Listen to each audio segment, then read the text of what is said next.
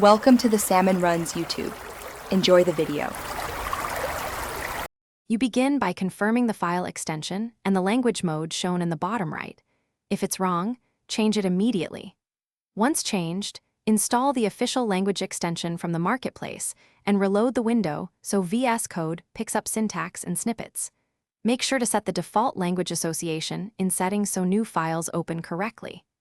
This prevents misdetection and ensures language features load automatically rather than relying on ad hoc fixes. Next, you install and enable the language server, LSB extension required for IntelliSense, linting, and formatting.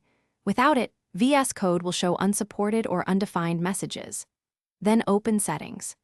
JSON and apply configuration at workspace or user scope, add file associations, point to interpreter or SDK paths, and set extension-specific options. Once done, verify your system path or configured interpreter so the server launches. Also make sure to finish, restart VS Code and ensure the language server process starts. Then open a representative file and test completions and diagnostics. If problems persist, reload the window, clear extension cache, or reinstall the extension and confirm file associations remain correct. Make sure workspace settings aren't overriding user settings. If nothing works, open Developer Tools and the Language Server Output channel to inspect errors. This log often reveals a missing binary or incorrect path, which is the single most common.